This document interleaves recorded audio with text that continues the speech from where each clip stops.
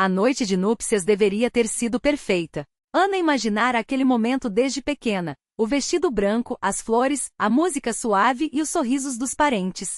Mas quando o sonho finalmente se tornou realidade, junto com as lembranças da emoção no altar, veio também uma sombra estranha, um peso no peito que não conseguia explicar. Tudo começou quando cruzaram a porta da casa de Lídia, a sogra. Uma mansão antiga, elegante, impecavelmente decorada, mas com um ar gélido que fazia a pele arrepiar. As paredes pareciam absorver cada som, como se temessem ser perturbadas por vozes muito altas.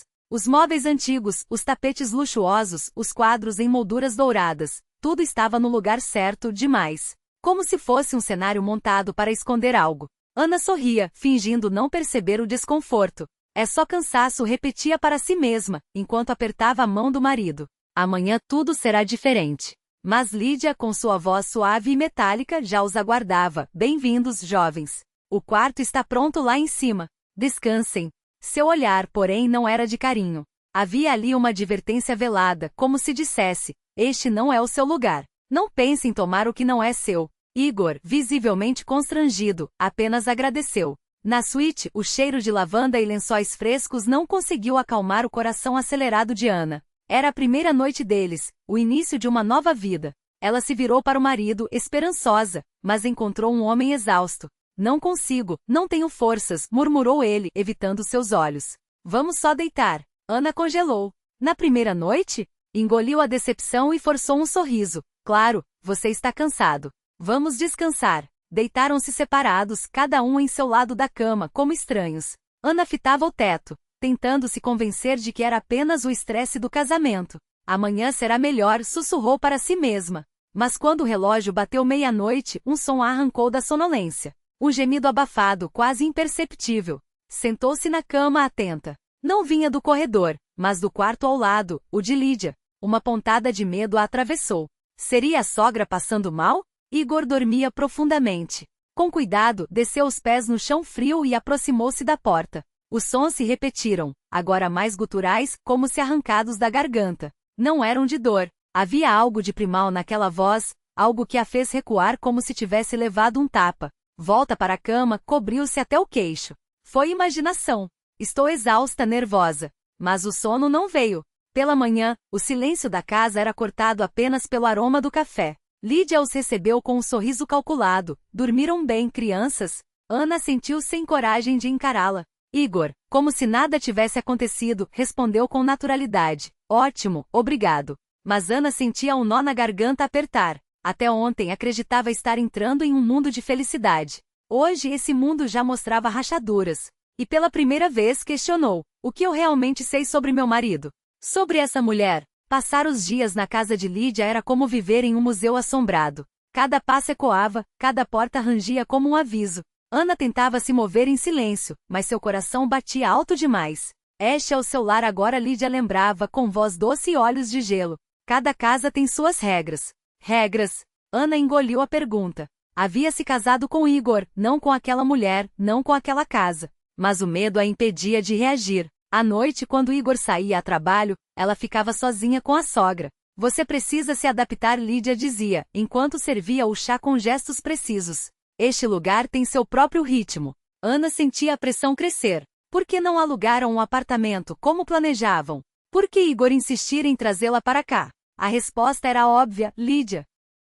Na segunda noite, os gemidos voltaram. Ana não conseguiu fingir que não ouvirá. Desta vez, levantou-se decidida. A porta do quarto de Lídia estava entreaberta, uma luz fraca vaza pelo vão. Ela se aproximou, hesitou e então espiou. O que viu a paralisou. Igor estava lá, ao lado da mãe. Nu, o ar fugiu de seus pulmões. Recuou, tropeçando, e correu de volta para o quarto, trancando a porta como se pudesse trancar também a memória daquilo. Não é real. Foi um pesadelo. Estou enlouquecendo. Mas a imagem queimava em sua mente, nítida demais para ser inventada. O sol da manhã não trouxe alívio. Pelo contrário, iluminava sua dor como um holofote. Ana revivia cada detalhe da noite anterior. O corpo do marido colado ao da sogra, os sons que não tinha como negar. Poderia se convencer de que era fruto da exaustão, do medo, mas sabia a verdade. Havia visto com seus próprios olhos. E agora, sozinha na cama que deveria ser seu refúgio, percebia que o casamento não era o começo de uma vida, mas o fim de todas as suas ilusões. A sala de estar como um animal acossado, os pulmões ardendo, as mãos trêmulas procurando algo, qualquer coisa, que a ancorasse à realidade. O retrato de família sobre a lareira pareceu rir dela, aqueles sorrisos congelados no tempo agora revelando sua verdadeira natureza, uma farsa cuidadosamente orquestrada. Ana agarrou a moldura com tanta força que seus dedos doeram, mas não a soltou. Era como se, ao segurar aquele pedaço de mentira, pudesse esmagá-lo até virar pó. A porta se abriu atrás dela com um rangido quase imperceptível. Você não vai a lugar nenhum. A voz de Lídia era suave, mas carregava o peso de uma sentença. Não era uma ameaça. Era um fato. Ana se virou devagar, as costas coladas à parede como se pudesse se fundir a ela e desaparecer. Lídia avançava pelo cômodo com a elegância de uma predadora que sabe que a presa já está cercada. Seu vestido esvoaçante, o cabelo impecavelmente preso, os lábios pintados daquele vermelho escuro que agora parecia sangue seco. Tudo nela gritava controle. Propriedade. Você não entende o que é amor, Lídia disse, parando a um passo de distância. Amor não é essa coisa frágil que você imagina, feita de beijos e promessas vazias. Amor é isso. Ela estendeu a mão em direção ao corredor, onde Ana sabia, e ainda estava deitado na cama dela, dormindo o sono dos que nunca estão verdadeiramente sozinhos. Amor é não deixar quem você ama se afogar, mesmo que para isso você precise segurar sua cabeça debaixo d'água. As palavras eram veneno destilado, e Ana sentiu cada sílaba queimar sua garganta. Ela queria vomitar, queria gritar, mas seu corpo obedecia a um instinto mais primitivo, sobreviver. Você é doente, conseguiu sussurrar, a voz quebrada como vidro sob os pés. Lídia sorriu. Não era um sorriso de triunfo. Era o sorriso de quem já ganhou a guerra antes mesmo do primeiro tiro. E você é ingênua. Acha que ele vai escolher você? Ela riu, um som cristalino e cruel. E não escolhe, Ana. Ele obedece. Sempre obedeceu. E você? Os olhos dela percorreram o corpo de Ana avaliando, medindo. Você é apenas mais uma peça no tabuleiro. Mas pode ser útil. Se aprender a jogar. Ana sentiu o chão se abrir sob seus pés. Não era possível. Não podia ser real. Mas as provas estavam ali nas fotografias, nos diários, na maneira como olhava para Lídia como um cão ferido olha para o dono que o espanca e o alimenta. E pior, na maneira como ela própria tinha se deixado enganar, dia após dia, acreditando que aquele casamento, aquela casa, aquela família eram reais. O que você quer de mim? A pergunta escapou antes que pudesse impedi-la, e o desespero em sua voz enojou a si mesma. Lídia inclinou a cabeça, como se considerasse a pergunta com genuína curiosidade. Quero que você entenda seu lugar. Ela se aproximou mais, e Ana recuou até sentir a parede fria nas costas. Você pode ser sua esposa. Pode até ser sua amante, se ele permitir. Mas você nunca, jamais, será sua salvadora. Os dedos de Lídia roçaram o rosto de Ana, e ela não teve forças para se afastar. Ele pertence a mim. E se você tentar tirá-lo, vai descobrir que há coisas muito piores do que ser uma esposa traída. Ana fechou os olhos. Por um segundo, imaginou-se correndo, gritando, quebrando tudo ao seu redor até que alguém, a ouvisse. Mas quando os abriu novamente, soube que não havia para onde fugir. A casa era uma armadilha. O casamento uma jaula. E Lídia? Lídia era a chave que trancava a porta. A porta do quarto bateu com um estrondo surdo, como se selasse não apenas o espaço, mas também o último fio de ilusão que ainda restava a Ana. Ela desabou no chão, os joelhos pressionados contra o peito, as unhas cravadas nas próprias palmas até a dor latejar nas têmporas. Não havia mais dúvidas. Não havia mais mentiras convenientes. Lídia não apenas sabia que Ana descobrira a verdade, ela queria que soubesse. Era um aviso. Uma declaração de guerra silenciosa, mas não menos mortal por isso. O quarto se transformará em uma cela. As paredes, antes neutras, agora pareciam respirar ameaças. Cada rangido do assoalho era um passo se aproximando. Cada sombra, um lembrete de que ela estava cercada. Ana passou a noite em claro, os olhos arregalados na escuridão, o corpo tenso como uma corda prestes a arrebentar. Não era mais questão de se Lídia ageria, era quando. E o pior, ela sabia que Igor permaneceria ali, um refém voluntário, mesmo que Ana fugisse, mesmo que gritasse, mesmo que queimasse aquele lugar até o chão. O sol nasceu pesado, como se o próprio céu estivesse conspirando contra ela.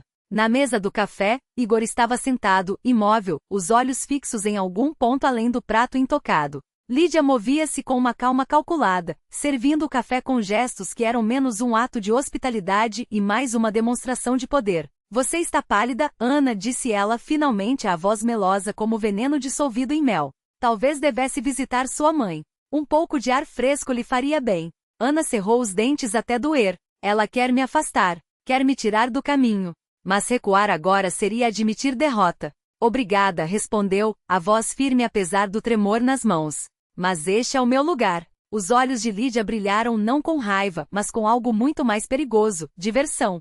Claro, concordou, sorrindo apenas com os lábios. Sua casa. O subtexto era claro, enquanto eu permitir. Quando Lídia se retirou para o jardim, deixando para trás um silêncio carregado, Ana não hesitou. Aproximou-se de Igor e pousou a mão em seu ombro, sentindo-o estremecer como um animal acossado. Precisamos conversar. Só nós dois. Ele se enrijeceu. Sobre o quê? A pergunta foi um sussurro, mas o medo em seus olhos gritava. Sobre ela. Ana não recuou. Sobre as mentiras. Sobre os documentos que encontrei. Sobre o fato de que sua mãe morreu há 20 anos, e a mulher que você chama de mãe é uma carrasca que o mantém presidiário desde criança. O rosto de Igor esvaziou-se de cor. Você revirou minhas coisas. Suas coisas? Ana riu, amarga. São dela, Igor. Assim como você. Assim como esta casa. Assim como sua vida. Suas palavras eram facas precisas, cortando décadas de teia envenenada. Ela o salvou para escravizá-lo. Isso não é amor. É uma jaula com flores na grade. Os lábios dele tremeram. Você não entende. Eu lhe devo tudo. Você não lhe deve você, Ana disparou, a voz quebrando.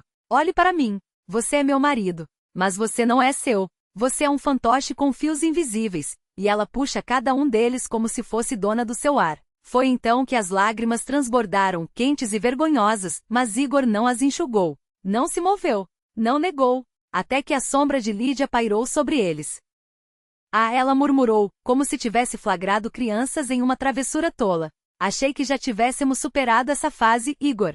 Seu tom era leve, quase maternal, mas os olhos eram facas. Ana acha que pode quebrar o que levei 20 anos para construir. Ela deu um passo à frente, cada movimento um cálculo. Pobre menina. Você realmente acredita que ele vai escolher você? Ana não recuou. Ele não está escolhendo entre nós. Está escolhendo entre ser livre ou continuar sendo o boneco dela. Igor fechou os olhos, como se as palavras doessem fisicamente.